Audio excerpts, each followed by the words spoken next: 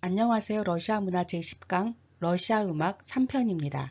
19세기 말 20세기 초에 태어나 비슷한 시기에 활동했던 이거리 스트라빈스키, 세르게이 프로코피예프, 드미트리 쇼스타코비치를 만나보겠습니다. 왼쪽부터 이거리 스트라빈스키, 가운데가 세르게이 프로코피예프, 오른쪽이 드미트리 쇼스타코비치입니다. 스트라빈스키는 프랑스로 망명했다가 미국으로 이주하였고 프로코피예프는 망명했다가 러시아로 귀환했으며 쇼스타코비치는 러시아에서 온전히 엄혹한 시절을 견뎌낸 작곡가였습니다.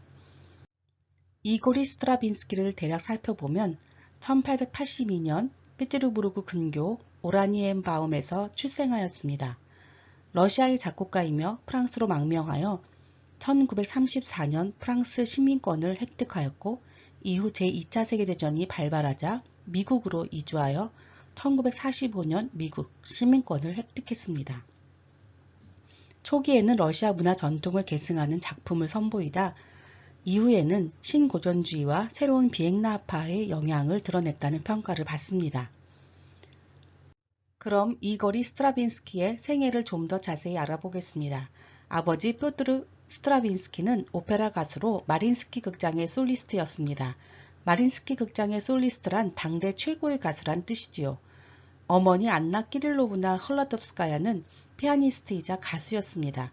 페테르부르크의 집에는 음악가, 예술가, 작가들이 자주 모여서 연회를 열곤 했습니다. 그 중에는 작가 표도르 다스타옙스키도 포함되어 있었죠. 사진은 이거리 스트라빈스키의 부모로 1874년 오데사에서 찍은 것입니다. 이거리 스트라빈스키는 어렸을 때부터 음악에 재능을 보였고 스메트코바, 카슈페로바 등 당대 유명 피아니스트들로부터 피아노 교육을 사사받았습니다. 그 후 19세에 구레비치 김나지움을 졸업하는데요. 구레비치 김나지움은 사립학교 중에서 진보적 성향의 학교였습니다.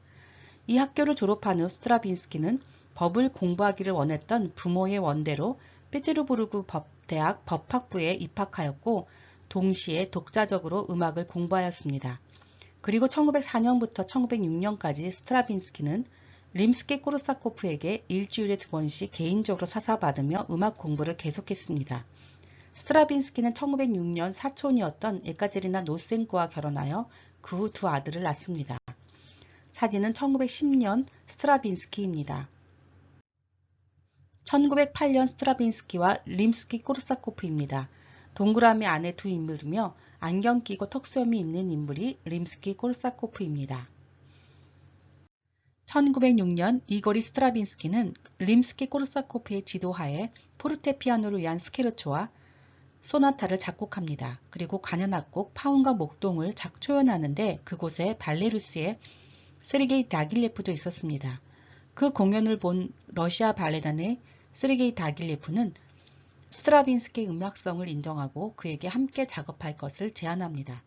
스트라빈스키는 다길레프의 요청으로 1910년에 발레곡 불세를, 1911년에는 피트루시카를 작곡하여 큰 성공을 거두었습니다.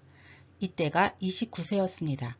그림은 당대 유명 화가였던 레온 박스트의 불세 의상 스케치입니다. 1911년 6월 다길레프의 피트루시카 파리 초연에서 스트라빈스키는 에릭 사티를 만났고 가을에 클로드 드뷔시의 집에서 역사적인 사진을 찍게 됩니다.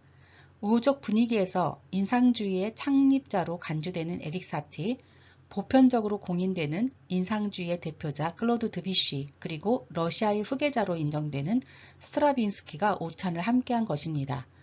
비록 스트라빈스키는 이미 다른 스타일로 옮겨가고 있었으나 이 만남은 세 사람 모두에게 좋은 만남으로 기억되었습니다. 사진은 에릭 사티가 촬영한 1911년 드뷔시와 스트라빈스키입니다.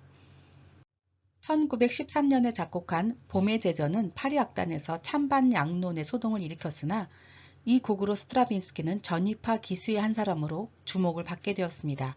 1914년 제1차 세계대전이 발발하자 스트라빈스키 가족은 스위스로 떠납니다. 그 후 1917년 러시아 혁명이 일어나자 러시아로 귀국하지 않았죠. 러시아 혁명정부는 스트라빈스키 가족의 재산과 토지를 몰수했습니다. 그림은 1915년에 스트라빈스키로 자크 에밀 블란시가 그린 것입니다.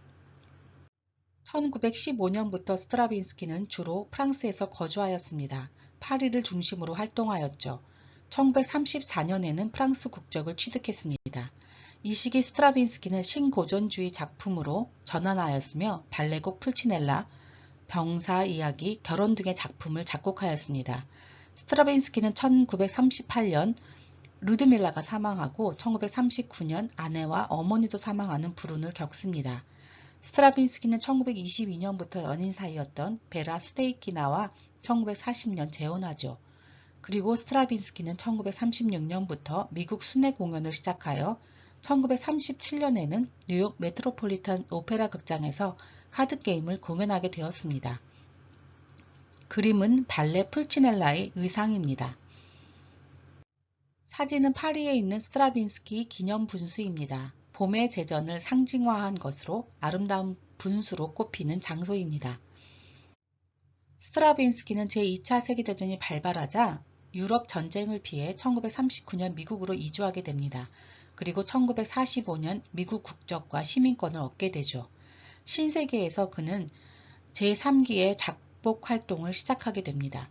초기에는 생활을 유지하기 위해 통속곡을 작곡하고 다른 곡을 편곡하는 등 생업을 위한 활동을 이어갑니다. 1941년 탱고와 1942년 서커스 코끼리를 위한 폴카 등은 잘 알려진 소품이지만 창작력의 저하를 지적하는 전문가들의 비평은 상당히 준엄했습니다. 그럼에도 불구하고 스트라빈스키는 그동안의 작품성을 인정받아 1951년 스위스 왕립 아카데미 회원에 선출되기도 하였습니다. 1957년 75세에 초연된 발레 아고는 12음 기법을 도입한 야심작으로 상당한 성공을 거두었죠. 그렇게 활동을 계속하던 스트라빈스키는 1971년 뉴욕에서 심장마비로 사망하여 평소 자신이 사랑했던 도시 이탈리아 베니스의 상 미켈 묘지에 안장되었습니다. 그가 묻힌 곳은 러시아 구역으로 불리는 곳으로 나길예프 묘 옆에 묻히죠. 사진은 발레 아곤의 공연 모습입니다. 이 사진은 이탈리아 베니스의 스트라빈스키 부부의 묘입니다. 스트라빈스키는 소련 방문 당시 1962년 9월 꼼소몰스카야 프라브다 신문과의 인터뷰에서 이렇게 밝힙니다. Я всю жизнь по-русски говорю, у меня слух русский. Может быть, в моей музыке это не сразу видно, но это заложено в ней. Это в ее скрытой природе. 번역하면 나는 평생 러시아어로 말해왔고 내게는 러시아 음절이 있습니다. 어쩌면 그것은 내 음악 속에 즉시 보이지 않을 수도 있지만 음악의 숨겨진 본성 속에 담겨 있습니다. 이렇게 말이죠. 조국을 등진 망명가이자 러시아인으로서의 애정과 회한이 깃든 말입니다. 다음으로는 세르게이 프로코피예프를 만나보겠습니다. 프로코피예프는 러시아와 구소련 작곡가, 피아니스트, 지휘자, 작가, 체스게이머로 정의할 수 있습니다. 프로코피예프는 1947년 구소련 인민예술가가 되었고 1957년 레닌상을 수상하였으며 스탈린상은 무려 6회나 수상한 작곡가입니다. 1943년, 1946년에 3회, 1947년, 1952년 이렇게 6번이었죠. 프로코피예프는 현대의 모든 장르로 작곡하였다 해도 무방합니다. 8곡의 오페라, 8곡의 발레곡, 7곡의 심포니와 관현악곡, 9곡의 콘서트곡과 9곡의 실내 악곡과 악기 협주곡, 영화, 극장을 위한 음악 등을 작곡하였습니다. 프로코피예프는 현재의 우크라이나 도네츠카야 주인 에카테리노 슬랍스카야 현 손초프카에서 출생하였습니다. 아버지는 상인 집안 출신이고 어머니는 상트페테르부르크 출신으로 김나지움을 우등으로 졸업한 수재였죠. 어머니는 쇼팽과 베토벤을 좋아했고 피아노를 잘 쳤다고 전해집니다. 프로코피예프는 5세 때 피아노곡 인도풍의 갤럽을 작곡하였습니다. 1900년 9살 때 처음으로 오페라 파우스트와 이고리 공, 발레, 잠자는 미녀를 보고 자신의 곡을 구상하였다고 하죠. 그렇게 해서 1900년 6월 오페라 거인을 작곡하였습니다. 과연 천재다운 면모를 보인 것이죠. 프로코피예프는 1904년 피테르부르크 음악원에 입학하여 리아도프, 체레프닌, 림스키-코르사코프 등에게 사사받으며 작곡, 음악이론, 피아노, 지휘 등을 배우고 1914년에 졸업하였습니다. 학창시절에 제1피아노 협주곡을 비롯하여 많은 곡을 작곡하였으며 또 1908년에는 현대음악의 저녁이라는 모임에 참여하였습니다. 이때부터 유럽 근대음악의 영향을 많이 받았다고 전해지죠. 1914년 학교를 졸업한 해에 런던에서 다길레프에게 발레음악 작곡을 권유받아 귀국 후 알라와 롤리를 작곡하였습니다. 그러나 이 작품은 상연되지 않았고 나중에 스키타의 모음곡으로 개작되었죠. 1917년 러시아 혁명을 계기로 프로코피예프는 1918년 미국으로 망명하였습니다. 미국에서 오페라 세계의 오렌지의 사랑을 발표한 다음 유럽으로 건너가 유명한 피아노 협주곡 제3번을 포함한 많은 곡을 작곡하였습니다. 사진은 1918년의 프로코피예프입니다.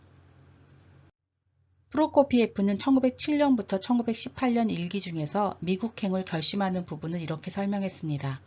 Ехать в Америку, конечно, здесь записание там жизнь ключом, здесь резня и дичь, там культурная жизнь, здесь жаркие концерты в Кисловодске, там Нью-Йорк, Chicago, Колебания нет, весной я еду.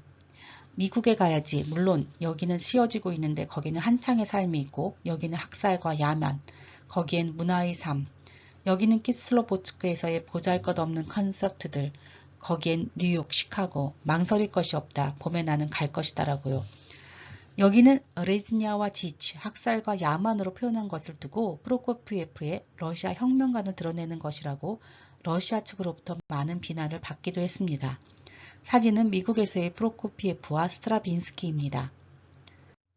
프로코피예프는 1936년 45세에 소련에 여러 차례에 걸친 귀국 종용으로 결국 조국 러시아로 돌아옵니다.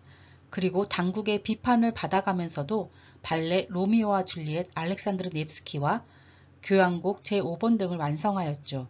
이 작품들은 그의 대표작으로 꼽히며 사랑받고 있습니다. 프로코피예프는 1953년 3월 5일 61세로 심장마비로 사망하였습니다. 공교롭게도 이날은 스탈린이 사망한 날이었고 소련 지도자의 사망이 발표되므로 프로코피예프의 사망은 하루 늦게 발표되기까지 합니다.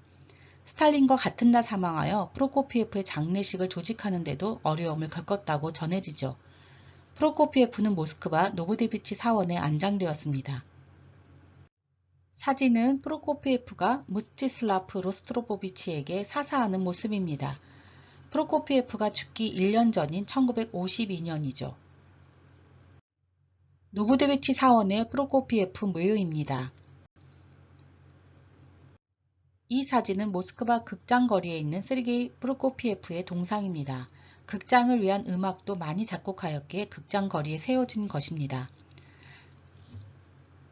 마지막으로 살펴볼 작곡가는 드미트리 쇼스타코비치입니다. 구소련 작곡가이며 피아니스트, 교육자, 음악계 활동가로 정의할 수 있습니다. 쇼스타코비치는 음악가로는 드물게 1966년 사회주의 노동영웅훈장을 받았습니다. 또한 1954년 구소련 인민예술가로 인정되었죠. 1958년에는 레닌상을 수상하였고 스탈린상은 5번이나 수상하였습니다. 1941년, 1942년, 1946년, 1950년, 1952년 이렇게였죠. 또한 1968년 구소련 국가상과 1974년에는 글린카 러시아 연방 국가상을 수상하기도 하였습니다. 과연 소련을 대표하는 작곡가답습니다. 15곡의 심포니, 15곡의 현악 사중주곡, 6곡의 콘서트곡, 3곡의 오페라, 3곡의 발레곡, 수많은 실내악곡, 영화와 극장을 위한 음악 등을 작곡하였습니다. 드미트리 쇼스타코비치는 1906년 페테르부르크에서 출생하였습니다. 아버지는 수의사였고 어머니는 상트페테르부르크 음악원을 졸업한 피아니스트였죠. 어려서부터 페테르부르크 음악원 출신의 피아니스트였던 어머니에게 피아노의 기초를 배웠고 11살 때는 글야셰르 음악학교에 들어가 정규 작곡 공부를 시작하였습니다. 러시아 혁명 후인 1919년 페트로그라드 음악원에 입학하여 니콜라이에프에게 피아노를, 슈타인베르크와 글라즈노프에게 작곡을 배우고 1925년에 졸업하였습니다. 그림은 1919년 코스토지예프가 그린 쇼스타코비치입니다. 쇼스타코비치는 졸업작품인 제1교향곡을 작곡하여 소련뿐만 아니라 세계 악단에 러시아가 낳은 최초의 천재, 현대의 모차르트 등으로 불리며 널리 알려졌습니다. 당시 피츠부르크에는 유럽의 새로운 경향의 음악, 즉 스트라빈스키의 원시주의와 베르크의 표현주의 작품들이 한창 연주되었으므로 쇼스타코비치도 그들의 영향을 받았습니다. 이 시기의 쇼스타코비치는 1927년 제2교향곡, 1929년 제3교향곡, 그리고 1930년에는 고골의 작품에 기초한 오페라 코, 그리고 발레 황금시대를 작곡하였습니다. 1933년에는 피아노 트럼펫과 오케스트라의 협주곡, 피아노 전주 곡집 등을 발표하였죠. 사진은 1925년 쇼스타코비치의 모습입니다. 그러나 1934년에 발표한 무첸스크의 맥베스 부인이 공산당의 예술운동에 역행한다는 이유로 비난을 받게 되면서 위기를 맞게 됩니다. 창작에 대한 이런 간섭은 당연히 문제가 되었으나 그는 이 비판을 견뎌내고 작품을 전환하여 1937년 제5교향곡을 발표하여 명예를 회복합니다. 그리고 1940년 피아노 오중주곡으로 제1회 스탈린상을 받게 되죠. 쇼스타코비치는 제2차 세계대전 때 페테르부르크에서 방공 감시원으로 종군하였습니다. 그러면서 1942년 제7교향곡으로 다시 스탈린상을 받게 됩니다.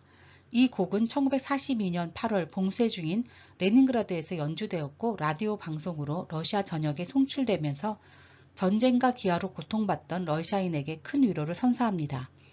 그러나 1945년에 발표한 제9교향곡은 그 경묘한 내용과 신고전적 작품 때문에 타락한 유럽 부르주아지의 형식주의에 추종한다는 이유로 공격을 받게 됩니다. 소위 지다노프 비판이었죠. 이 때문에 쇼스타코비치는 다시 한번 시련을 겪게 됩니다.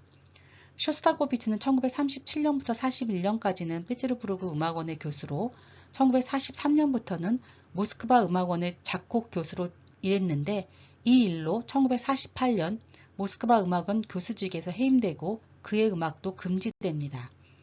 사진은 1942년 타임지 표지입니다. 소방모를 쓴 쇼스타코비치입니다.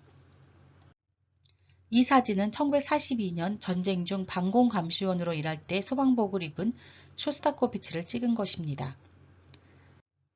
1948년 드미트리 쇼스타코비치, 세르게이 프로코피예프, 아람 하차투라는 형식주의와 부르주아 퇴폐주의 등으로 비난받으면서 앞서 언급했듯이 쇼스타코비치는 모스크바 음악원에서 해임됩니다. 이때를 회상한 무스티슬라프 로스트로포비치는 다음과 같이 언급했습니다. 1948년 음악원에 들어갔는데 우리는 칠판에 드미트리 쇼스타코비치는 교수 자격 부적격으로 더 이상 작곡 수업 교수가 아니다라는 공고가 난 것을 보았습니다. 그런 모욕은 처음이었습니다라고요. 학생이 그런 모욕이 처음이었다고 느꼈을 정도니 작곡가로서의 쇼스타코비치가 받았을 충격이 어떠했을지는 상상이 갑니다. 사진은 무스티슬라프 로스트로포비치입니다. 1945년 나란히 앉은 프로코피예프, 쇼스타코비치, 하차투란입니다. 1949년 슈다노프가 사망하고 쇼스타코비치의 음악 금지 조치도 해제되었습니다. 쇼스타코비치는 1949년 오라토리오 숲의 노래와 51년 합창모음곡 10의 시로 다시 인기를 회복하였으며 또다시 스탈린상을 수상하였죠. 쇼스타코비치는 1957년에 피아노 협주곡 제2번, 교향곡 제11번을 작곡하였습니다. 그리고 소련 작곡가 동맹 서기를 역임하였죠. 1960년에는 러시아 연방 작곡가 동맹의 서기를 역임하였고 1960년부터 68년까지는 제1서기를 맡았습니다. 사진은 1950년의 쇼스타코비치입니다. 이 시기에 러시아의 여류시인 안나 아흐마토바는 자신의 책을 쇼스타코비치에게 주며 드미트리 드미트리비치 쇼스타코비치에게 나는 그대의 시대에 이 땅에 살고 있네라고 헌사했습니다. 자신의 세대를 쇼스타코비치의 시대라고 명명한 것이었습니다. 1966년 쇼스타코비치는 현악 사중주곡 제11번을 작곡하였고 이 해에 쇼스타코비치는 심장 발작을 일으킵니다. 1975년 비올라 소나타를 작곡하는데 이 곡이 쇼스타코비치의 마지막 작품이 되었죠. 그리고 쇼스타코비치는 1975년 8월 9일 모스크바에서 심장병으로 사망합니다. 쇼스타코비치는 모스크바 노브드위치 사원에 안장되었습니다. 그림은 꾸지마 페트로프 보트킨이 그린 러시아의 여르시인 안나 아흐마토바입니다. 노보데비치 사원의 쇼스타코비치 묘입니다. 그는 이데올로기가 없는 음악은 있을 수 없다며 동시대 많은 작곡가들이 소련의 사회주의 이념과 사회주의 리얼리즘 음악 강요를 피해서 망명하였지만 소련은 아마 자신의 작품으로 작품 활동을 이어갔습니다. 시련도 많았지만 그래서 더욱 위대한 작곡가로 남은 것 같습니다. 사진은 쇼스타코비치 기념 우표입니다. 1976년, 2000년 이렇게 두 번 발행되었죠. 소련과 러시아 연방에서의 그의 위치를 말해줍니다. 이상으로 러시아 음악 3편 스트라빈스키, 프로코피에프, 쇼스타코비치의 소개를 마칩니다. 감사합니다.